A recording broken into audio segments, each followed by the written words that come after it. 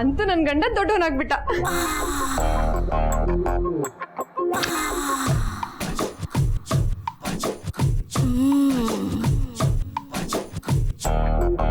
ಪ್ರೀತು ಪ್ರೀತು ಏನಾಯ್ತು?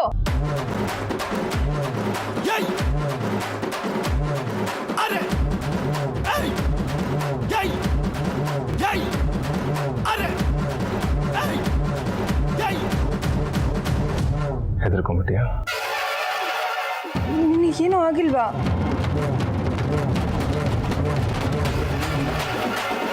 ಯಾಕೆ ಹೇಳ್ದೆ? ಮತ್ ನೀನ್ ಯಾಕೆ ಡವ್ ಮಾಡ್ದೆ? ಸಾರಿ, ಸಾರಿ. ಆಗ್ದೇ ಇರುತ್ತಾ?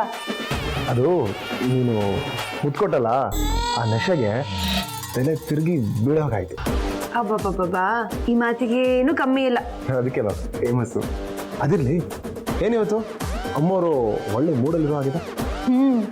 ಅತ್ತೆ ಪಾರ್ವತಿಯವ್ರ ಮುಂದೆನೆ ಸಾವಿತ್ರಕ್ಕನ್ನ ಕರೆಸಿ ಊಟ ತಿಂಡಿ ಜವಾಬ್ದಾರಿನ ವಹಿಸಿದಾಗ ನಂಗೆ ತುಂಬಾ ಬೇಜಾರಾಗಿತ್ತು. ಪಾರ್ವತಿಯವರನ್ನ ಭಾವ ಸಮಾಧಾನ ಮಾಡ್ತಾರೆ ಅನ್ಕೊಂಡಿದ್ದೆ, ಆದ್ರೆ ಭಾವನೆ ಸಪ್ಪಗಾಗ್ಬಿಟ್ಟಿದ್ರು. ಅದನ್ನ ನೋಡಿ ಅವ್ರಿಗೆ ಯಾರಪ್ಪ ಸಮಾಧಾನ ಮಾಡ್ತಾರೆ ಅನ್ನೋ ಚಿಂತೆ ಶುರು ಆಗ್ಬಿಟ್ಟಿತ್ತು. ಆದ್ರೆ ಆ ಚಿಂತೆನೆಲ್ಲ ನನ್ನ ರಾಜ್ಕುಮಾರ ಎಷ್ಟು ಸಿಂಪಲ್ ಆಗಿ ಸಾಲ್ವ್ ಮಾಡಿದ್ದಾರೆ. You great Preethu. ಈ ರೀತಿ ಇರಬೇಕು, ಈ ರೀತಿ ಮಾತಾಡ್ಬೇಕಂತ ಕಲ್ತಿದ್ದೆ ನಿನ್ನಿಂದ. ಸೊ ಸ್ಪೆಷಲ್ ಥ್ಯಾಂಕ್ಸ್ ನಿಂಗೆ. ಮದ್ವೆ ಟೈಮಲ್ಲಿ ಇದ್ದಾಗೆ ಭಾವ ಫುಲ್ ಜೋವಿಯಲ್ ಮೂಡಿಗೆ ಬಂದ್ರೆ ಬರೀ ಪಾರ್ವತಿಯವ್ರು ಮಾತ್ರ ಅಲ್ಲ, ಇಡೀ ಮನೆ ಮೂಡೇ ಕಲರ್ಫುಲ್ ಆಗಿರುತ್ತೆ. ಇದೇ ಖುಷಿಗೆ ಏನಿಲ್ವಾ? ಇದೆಯಲ್ಲ, ಭಾವನ ಜೊತೆ ಸೇರ್ಕೊಂಡು ಪಾರ್ವತಿಯವ್ರಿಗೆ ಧೈರ್ಯ ಹೇಳೋಣ ಬಾ. ಅಲ್ಲ, ಆಮೇಲೆ ಮಾಡ್ಬೋದಲ್ವಾ? ಆಮೇಲೆ ನಾಳೆ ಇದೆಲ್ಲ ಹಾಳು. ಬಾ ನೀನು. ನೀವ್ ಈ ರೀತಿ ಮಾಡ್ತೀರಾ ಅಂತ ನನ್ನ ಮನ್ಸಲ್ಲೂ ಅನ್ಕೊಂಡಿರ್ಲಿಲ್ಲ. ಬೇಜಾರು ಮಾಡ್ಕೋಬೇಡ ಪಾರು. ನೋಡು, ನಾನು ಈ ರೀತಿ ಮಾಡೋದಕ್ಕೆಲ್ಲ ಒಂದು ಬಲವಾದ ಕಾರಣ ಇದೆ.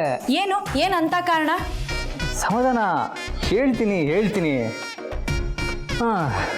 ನಾನು ಈ ಮನೇಲಿ ಆಗ್ತಿದ್ದನ್ನೆಲ್ಲ ನೆನೆಸ್ಕೊಂಡು ಮನ್ಸಿಗೆ ಹಾಕ್ಕೊಂಡು ಕೊರಗ್ತಾ ಕೂತಿದ್ದೆ. ಆಗ ನಿನ್ನ ಮೈದುನ ದೇವ್ರ ಥರ ಬಂದು ನನಗೆ ಜ್ಞಾನೋದಯ ಮಾಡಿಸ್ಬಿಟ್ಟ. ಏನು ಅವ್ರು ಹೀಗೆಲ್ಲ ಮಾಡು ಅಂತ ಹೇಳಿ ಸಲಹೆ ಕೊಟ್ರಾ? ಈ ಐಡಿಯಾ ಎಲ್ಲ ನಂದೆ. ಆ್ಯಕ್ಚುಲಿ ಅವ್ನು ನೀನು ಈ ರೀತಿ ಸಪ್ಪಗಿರ್ಬೇಡ, ನೀನು ಮದ್ವೆಲಿ ಹೇಗಿದ್ಯೋ ಹಾಗೆ ಖುಷಿಯಾಗಿರು, ನಮಗೂ ಧೈರ್ಯ ಬರುತ್ತೆ ಅಂದ. ಎಲ್ಲ ಪಾಸಿಟಿವ್ ಆಗೇ ಆಗುತ್ತೆ ಅಂದ.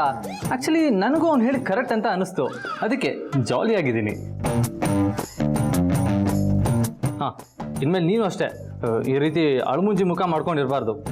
ಏನೇ ಬಂದರೂ ನಗ್ನಗ್ತಾ ಎದುರಿಸ್ಬೇಕು, ಜಾಲಿಯಾಗಿರ್ಬೇಕು. ಅರ್ಥ ಆಯ್ತಾ? ಒಂದು ನಿಮಿಷ.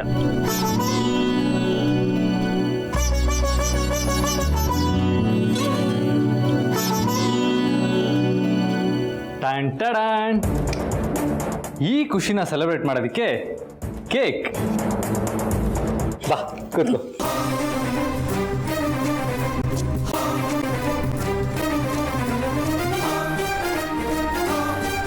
ಕೇಕ್ ಕಟ್ ಮಾಡೋಣ.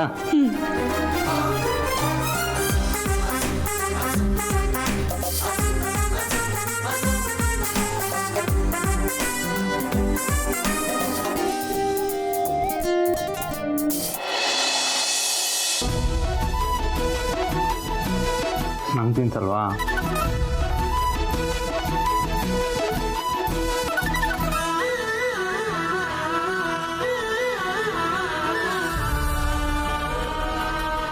ಪಾರು, ಐ ಲವ್ ಯು ಪಾರು.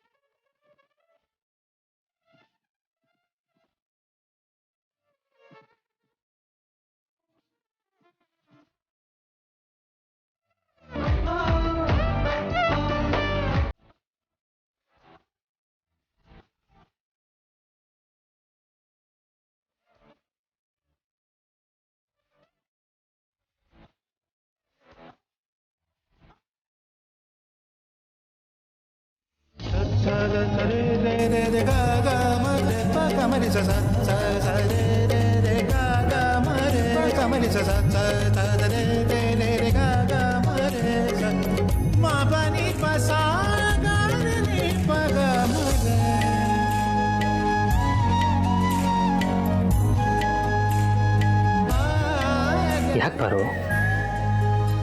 ಯಾಕೆ ಅಂತ ನಿಮಗೆ ಗೊತ್ತಿಲ್ವಾ? ಅಮ್ಮ ನನ್ನನ್ನು ಈ ಮನೆ ಸೊಸೆ ಅಂತ ಒಪ್ಕೊಳ್ಳೋವರೆಗೂ ನಮ್ಮಿಬ್ಬರ ಮಧ್ಯೆ ಗಂಡ ಹೆಂಡತಿ ಸಲಿಗೆ ಬೇಡ ಅಂತ ಹೇಳಿದ್ದೀನಿ ತಾನೆ. ಆದರೂ ನೀವಿಷ್ಟು ಮುಂದುವರಿತಿದ್ದೀರಲ್ಲ, ಇದು ಸರಿಯಲ್ಲ.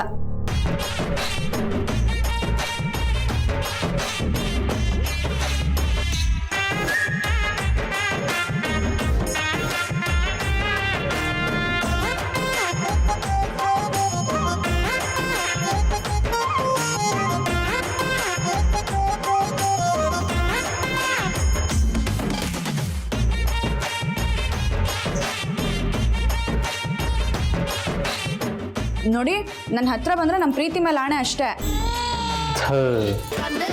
ಈ ಹೆಣ್ಮಕ್ಳು ಆಣೆ ಪಾಣೆ ಅಂತ ಅದು ಎಲ್ಲಿಂದ ಕಂಡು ಹಿಡ್ಕೊಂಡ್ಬಿಡ್ತೀರಪ್ಪ?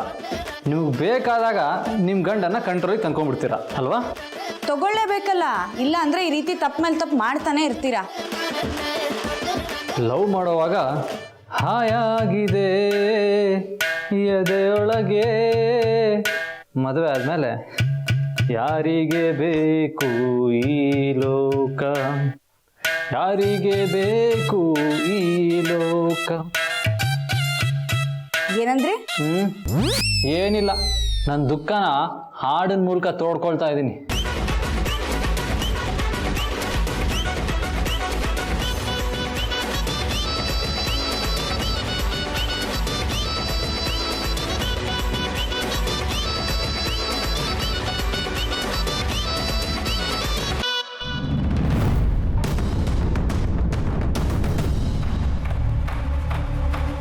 ನಾವು ಜೀವನ ಈ ಥರ ನಿಂತಿರೋ ದೋಣಿ ಥರ ಆಗುತ್ತೆ ಅಂತ ಅನ್ಕೊಂಡಿರಲಿಲ್ಲ. ಇರು, ಕೆಟ್ಟಿರೋ ದೋಣಿನ ನಾನು ಸರಿ ಮಾಡ್ತೀನಿ. ಪ್ರೀತು, ಏನು ಮಾಡ್ತಿದ್ಯಾ ನೀನು? ಬುತ್ತಿಗಿದ್ಯಾ ನಿನಗೆ? ಏನು ಹೇಳ್ತಾ ಇದೆಯಾ? ಇರೋ ಒಂದು ನಿಮಿಷ. ಬಾ ನನ್ನ ಜೊತೆ ಸುಮ್ಮನೆ. ಬಾ ಪ್ರೀತು. ಅವರಿಬ್ಬರಿಗೂ ಇನ್ನು ಫಸ್ಟ್ ನೈಟ್ ಆಗಿಲ್ಲ ಅನ್ನೋಂಗಾಯ್ತು. ಅವ್ರು ಬೇರೆ ಬೇರೆ ಮಲಗ್ತಿದ್ದಾರೆ. ಅಲ್ಲ, ನಾನು ಅವ್ರ ಹತ್ರ ಮಾತಾಡಕ್ಕೆ ಹೋದಾಗ ಯಾಕೆ ಕರ್ಕೊಂಬರಕ್ಕೆ ಹೋದೆ? ಇದು ತುಂಬಾ ಸೂಕ್ಷ್ಮವಾದ ವಿಚಾರ, ಮೆತ್ತಗೆ ಮಾತಾಡು. ಹೌದೌದು, ಗೋಡೆಗಳಿಗೂ ಕಿವಿರುತ್ತೆ ಅಂತ ಎಲ್ಲ ಕೇಳಿದೆ. ಈ ವಿಷಯನ ಯಾರ ಹತ್ರನೂ ಹೇಳ್ಬೇಡ, ಆಯ್ತಾ? ಯಾಕೆ? ಉಗಿತಾರೆ ಅದಕ್ಕೆ. ಕಿಂಡಲ್ ಮತ್ತಿ ನೆನ್ಪಿರಿತು. ಅಷ್ಟಕ್ಕೂ ಅವ್ರ ಹತ್ರ ಹೋಗಿ ಏನಂತ ಮಾತಾಡ್ತಾ ಇದ್ದೆ ನೀನು? ಪಾರ್ವತಿ ಅವ್ರಿಗೆ ಇದನ್ ಬಲವಂತದ ಮದ್ವೆನಾ ಅಥವಾ ಭಾವ ಅವ್ರಿಗೆ ಇಷ್ಟ ಇಲ್ದಿರೋ ಹುಡ್ಗಾನ? ಅವರಿಬ್ರು ಮನ್ಸಾರೆ ಪ್ರೀತಿ ಮಾಡಿ ಇಷ್ಟೆಲ್ಲ ಕಷ್ಟಗಳನ್ನ ದಾಟಿ ಮದ್ವೆ ಆಗಿರೋರು. ಮತ್ತೆ ಹೇಗೋ ಏನೋ ಇಬ್ರಿಗೂ ಮದ್ವೆ ಆಯ್ತು ತಾನೆ. ಈಗ ನಾರ್ಮಲ್ ಜೀವನ ಮಾಡ್ಕೊಂಡಿರ್ಬೋದಲ್ವಾ? ಮಾಮ್ ಕಪ್ಪ ಅವ್ರಿಗೆ, ಇವ್ರಿಗೆ. ನೀನ್ ಹೇಳೋ ಅಷ್ಟು ಸುಲಭ ಅಲ್ಲ ಪ್ರೀತು ಇದು. ಸರಿ, ಈ ವಿಷಯಕ್ಕೆ ಡ್ಯಾಡಿ ಹೆಲ್ಪ್ ತಗೊಂಡ್ರೆ ಸೊಲ್ಯೂಷನ್ ಏನೋ ಸಿಗ್ಬಹುದು. ಆದ್ರೆ ಪಾರ್ವತಿಯವರು ಅವ್ರ ನಿರ್ಧಾರನ ಬದಲಾಯಿಸಲ್ಲ ಅನ್ಸುತ್ತೆ. ಪಾಪ, ಸುಮ್ಮನೆ ಮಾವಂಗೆ ಯಾಕೆ ಟೆನ್ಷನ್ ಕೊಡೋದು? ಸರಿ, ಹಾಗಂತ ಸುಮ್ಮನೆ ಅವ್ರನ್ನ ಹೀಗೆ ಬಿಡಕ್ಕಾಗತ್ತಾ? ಖಂಡಿತ ಆಗಲ್ಲ. ಮತ್ತೇನು ಮಾಡೋದು? ಪಾರ್ವತಿಯವ್ರು ಏನು ಹೇಳಿದ್ರು ಹೇಳು? ಏನು? ಅತ್ತೆ ಅವ್ರನ್ನ ಒಪ್ಕೊಳ್ಳೋವರೆಗೂ ಇದು ಹೀಗೆ ಮುಂದುವರಿಯುತ್ತೆ ಅಂತ ಹೇಳಿದ್ರು ತಾನೆ. ಓ, ಅಲ್ಲಿವರೆಗೂ ಹಾಗಾದ್ರೆ ಇವರು ನಾನೊಂದು ತೀರಾ ನೀನೊಂದು ತೀರಾ ಅಂತ ಸಪ್ರೇಟಾಗಿ ಮಲ್ಗೋದು ಫಿಕ್ಸಾ? ಅದಕ್ಕೆ ಅತ್ತೆ ಅವ್ರನ್ನ ಒಪ್ಕೊಳ್ಳೋ ಹಾಗೆ ಮಾಡಬೇಕು. ಅತ್ತೆ ಅವ್ರನ್ನ ಯಾವಾಗ ಒಪ್ಕೋತಾರೆ ಹೇಳು? ದೇವರನ್ನ ಗೊತ್ತಿಲ್ಲ. ಅತ್ತೆನೇ ಹೇಳಿದ್ರಲ್ಲ, ಇವಳನ್ನ ನೋಡಿದ್ರೆ ಯಾವ ಆಂಗಲ್ ಇಂದನೋ ಅರಸನಕೋಟೆಯ ಭವಿಷ್ಯದ ಮಹಾರಾಣಿ ತರ ಕಾಣಿಸ್ತಾಳೆ ಅಂತ. ಈಗಿನ ಅರಸನಕೋಟೆಯ ಮಹಾರಾಣಿ ಯಾರು? Of course, one and only mom. ಈಗಿನ ಅರಸನಕೋಟೆಯ ಮಹಾರಾಣಿ ಅತ್ತೆ ಥರ ನಮ್ಮ ಪಾರ್ವತಿಯವರು ಕಾಣಿಸೋ ಥರ ಮಾಡಿದ್ರೆ ಅತ್ತೆನೂ ಒಪ್ಕೋತಾರೆ, ಜನನು ಗೌರವ ಕೊಡ್ತಾರೆ. Exactly right. ಸೊ ಈಗ ಏನ್ ಮಾಡ್ಬೇಕು ಅಂತ ನನಗ್ ಚೆನ್ನಾಗ್ ಗೊತ್ತು. ಪಾರ್ವತಿಯವರನ್ನ ನಾನು ರೆಡಿ ಮಾಡ್ತೀನಿ. ಓ, ಈಗ ಸೂಪರ್ ಆಗಿದೆ. ಆದ್ರೆ ಅವರಿಬ್ರು ಮಧ್ಯ ಇರೋ ಈ ಸೀಕ್ರೆಟ್ ಒಪ್ಪಂದ ನಮ್ಮಿಬ್ರಿಗೆ ಗೊತ್ತಿದೆ ಅಂತ ಅವ್ರ ಮುಂದೆ ತೋರ್ಸ್ಕೋಬಾರ್ದು, ಆಯ್ತಾ? ಈಗ ಹ್ಞೂ ಅಂತ್ಯ, ಆಮೇಲೆ ಎಲ್ರ ಮುಂದೆ ಎಲ್ಲ ವಿಷಯನೂ ಒದ್ರಬಿಟ್ಟು ಬರ್ತೀಯ. ನಮ್ದೇರ್ ಸತ್ಯ ನಮಗೆ ಗೊತ್ತಿಲ್ವಾ? ಮತ್ತೆ ಗೊತ್ತಿದ್ದು ಯಾಕೆ ಹೇಳ್ದೆ? ಏನೋ ತಾವ್ ಯಾರ ಮುಂದೆನೂ ಏನು ಹೇಳಲ್ಲ ಅನ್ನೋ ನಂಬಿಕೆಯಿಂದ ಹೇಳ್ದೆ. ಡಾರ್ಲಿಂಗ್, ಈ ನಂಬಿಕೆ ನಾನು ನೋಡಿಸ್ಕೊಂತೀನಿ. ಪ್ರಾಮಿಸ್? ಪ್ರಾಮಿಸ್. ಇದೆ ಖುಷಿಗೆ ಏನಿಲ್ವಾ? ಚಪಾತಿ ಹಿಟ್ಟನ್ನ ಅರಿಯೋದಕ್ಕೆ ಇವತ್ತಿನ ಮನೆಗೆ ಒಂದು ಹೊಸ ಲಟ್ಟಣಿಗೆ ಬಂದಿದೆ. Good night.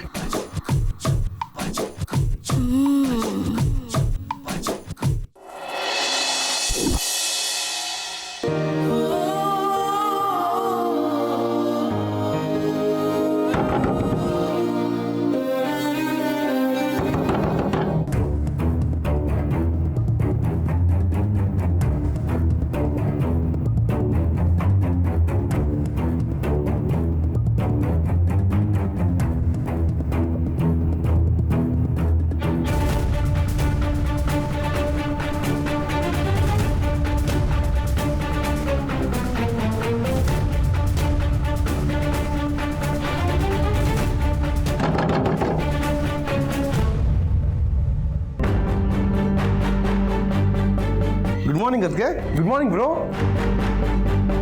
ಓಹ್, ನೀವಾ? ಹ್ಞೂ, ನಾವೇ. ಅಷ್ಟು ಜೋರಾಗಿ ಬಾಗಲ್ ಬಡಿದ್ರಲ್ಲ, ಗಾಬರಿ ಆಗೋಯ್ತು.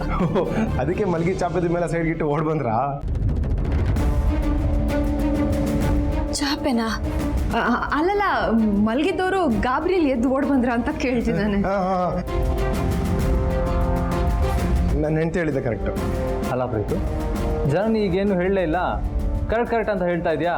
ಯಾಕೆ ಜನನಿ ತಿಳಿದಿದ್ದು ನೋವಾಯ್ತಾ? ಅದು ಬ್ರೋ, ಶಕೆ ಶುರು ಆಯ್ತಲ್ಲ, ಅದಕ್ಕೆ ನಿದ್ದೆ ಚೆನ್ನಾಗಿ ಬಂತ ಅಂತ ಕೇಳಿದೆ ಅಷ್ಟೇ. ಎ ಸಿ ಇದೆಯಲ್ಲ. ಈಗ ನೀನು ಹೇಳಿದ್ದು ಕರೆಕ್ಟ್ ಅಂತ. ಸರಿ, ಇವಾಗ ವಿಷಯಕ್ಕೆ ಬನ್ನಿ. ಏನು ಬೆಳಗ್ಗೆ ನನ್ನ ಹೋಗಿ ಬಂದ್ಬಿಟ್ಟಿದ್ದೀರಾ?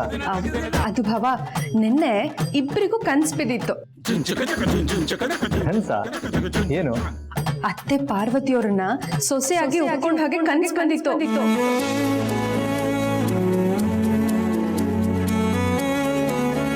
ಅದನ್ನ ಪ್ರೀತುಗ್ ಹೇಳದ್ನ, ಆದ್ರೆ ಅವನು ಆ ಕನ್ಸೆಲ್ಲ ನಿಜಾನೇ ಆಗಲ್ಲ ಅಂತ ಹೇಳ್ದ. ಇಲ್ಲ ಬ್ರೋ, ನಾನು ಹೇಳಿದ್ದು ಎಲ್ಲ ಕನಸು ನನ್ಸಾಗಲ್ಲ ಅಂತ ಅಷ್ಟೇ.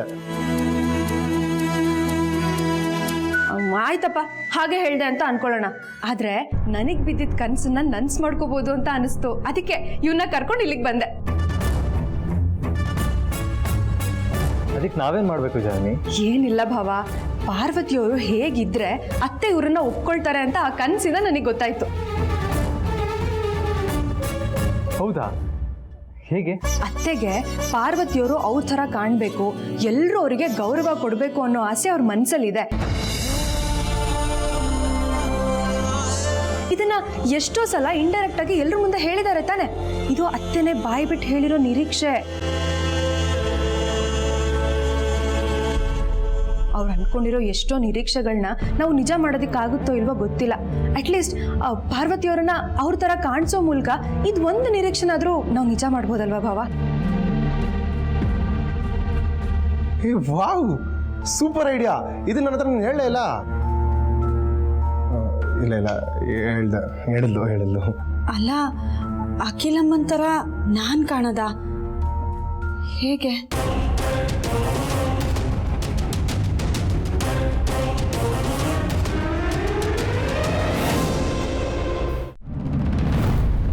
ಫ್ರೆಂಡ್ಸ್ ಬನ್ನಿ ಇಲ್ಲಿ. ಅಲ್ಲ ಫ್ರೆಂಡ್ಸ್, ಈ ಪ್ರೀತು ಜನನಿ ಬೆಳಗ್ಗೆನೆ ಹೊಸದಾಗಿ ಮದುವೆ ಆಗಿರೋ ಆದಿತ್ಯ ಪಾರ್ವತಿ ರೂಮ್ ಹತ್ರ ಹೋಗಿ ಯಾಕೆ ಬಾಗಿಲು ತಟ್ತಾ ಇದ್ರು? ಬಾಗಿಲು ತಟ್ಟಿದ್ದು ಅಲ್ಲದೆ ಒಳಗಡೆ ಹೋಗಿ ಬಾಗಿಲು ಬೇರೆ ಹಾಕೊಂಡ್ಬಿಟ್ರು. ಅಂದ್ರೆ ಇಲ್ಲೇನೋ ಸೀಕ್ರೆಟ್ ನಡೀತಾ ಇದೆ ಅಂತ ಅಲ್ವಾ ಫ್ರೆಂಡ್ಸ್? ಏನ್ ಸೀಕ್ರೆಟ್ ಇರ್ಬೋದು ಫ್ರೆಂಡ್ಸ್?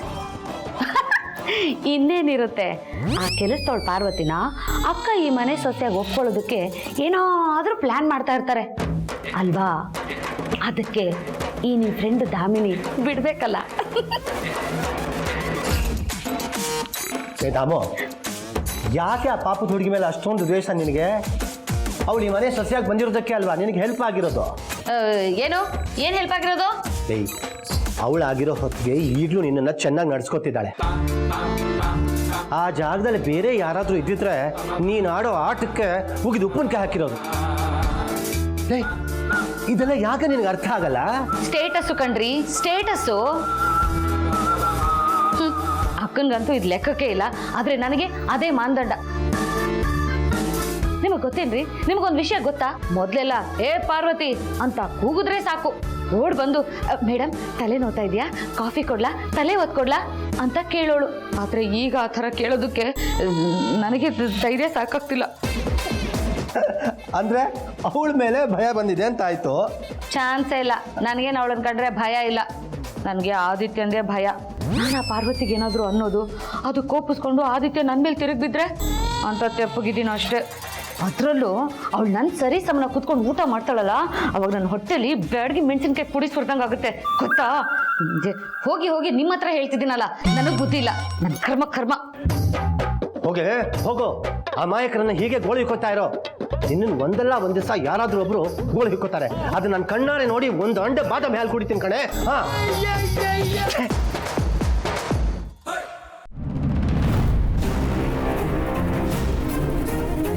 ಅಲ್ಲ, ನೀವು ತಮಾಷೆ ಮಾಡ್ತಲ್ಲ ತಾನೆ? ಖಂಡಿತ ಇಲ್ಲ. ನೀವು ಆಪ್ತ ಮಿತ್ರ ಸಿನಿಮಾ ನೋಡಿದ್ದೀರಾ? ಹಾಂ. ಅರೆ ಯಾವಾಗತ್ಗೆ? ಅದು ನನ್ನ ಜೊತೆಲಿ. ಓ ಆಗ. ಆದರೆ ಆಗ ಇಬ್ಬರ ಮಧ್ಯೆನೂ ಲವಿ ಡವಿ ಶುರುವಾಗಿರಲಿಲ್ಲ ಅಲ್ವಾ ಬ್ರೋ?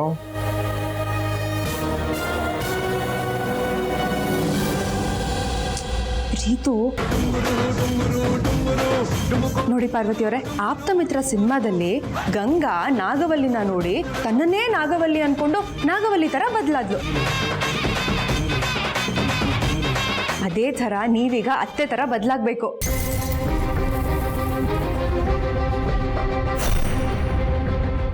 ಓ ಮೈ ಗಾಡ್, ಏನಿದು ಮಾಮ್ನ ಇವ್ರಿಗೆಲ್ಲ ಕಂಪೇರ್ ಮಾಡ್ತಾ ಇದೆಯಾ? ದಿಸ್ ಇಸ್ ನಾಟ್ ಗುಡ್ ಜನನಿ. ನಮ್ಮ ಅತ್ತೆ ಬಗ್ಗೆ ನನಗೆ ಗೊತ್ತಿಲ್ವಾ? ನೀನು ಸುಮ್ಮನೆ ಬಿಟ್ಟು ಲೆಕ್ಚರರ್ ಕೊಡೋದಕ್ಕೆ ಬರಬೇಡ. ಸ್ವಲ್ಪ ನಾನು ಹೇಳೋವರೆಗೂ ಸುಮ್ಮನೆ ಇರು. ಆಯ್ತು, ಅರ್ಥ ಆಯ್ತಾ ಪಾರ್ವತಿಯವರೇ? ಅಲ್ಲ, ಅಮ್ಮನ ಥರ ಬದಲಾಗೋದಕ್ಕೆ ಹೇಳಿದ್ರಿ, ಆದರೆ ಅದೆಲ್ಲ ಹೇಗೆ ಸಾಧ್ಯ? ನಾನು ಅಮ್ಮನ ಥರ ಬದಲಾಗೋದಕ್ಕಾಗುತ್ತಾ? ನೀವು ಮನ್ಸು ಮಾಡಿದ್ರೆ ಖಂಡಿತ ಆಗುತ್ತೆ. ಹೇಗೆ? ಮೊದಲಿಗೆ ನೀವು ಅತ್ತೆ ಥರ ಸೀರೆ ಉಡ್ಕೊಳ್ಳೋದನ್ನ ಕಲಿಬೇಕು.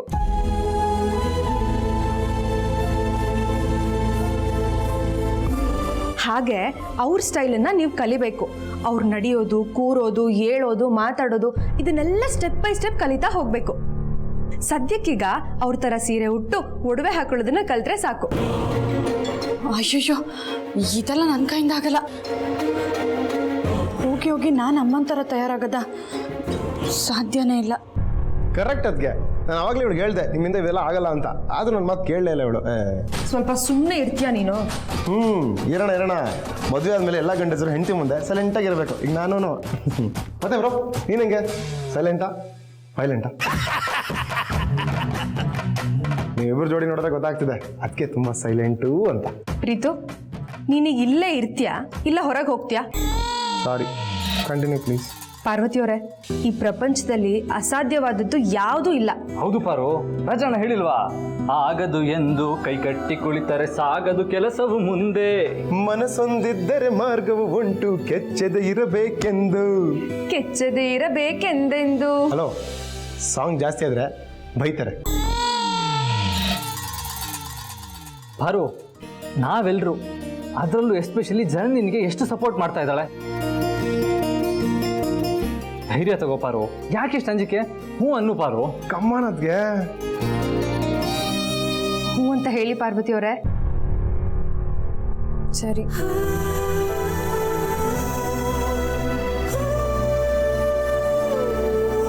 ಸರಿ, ಈಗ ಮೊದಲು ನಮಗೆ ಬೇಕಾಗಿರೋದು ಅತ್ತೆ ಥರ ಸೀರೆ. ಅದಕ್ಕೇನಂತೆ, ಈಗಲೇ ಹೋಗಿ ಪರ್ಚೇಸ್ ಮಾಡ್ಕೊಂಬಂದ್ರೆ ಆಯಿತು. ಭಾವ, ಅಷ್ಟೆಲ್ಲ ಟೈಮ್ ಇಲ್ಲ ಈಗ. ನನಗೊಂದು 5 ನಿಮಿಷ ಟೈಮ್ ಕೊಡಿ, ನಾನೇ ಹೋಗಿ ತಗೊಂಡು ಬರ್ತೀನಿ. ಹೇಯ್, ಯಾರು ಸೀರೆ ತರ್ತೀಯಾ?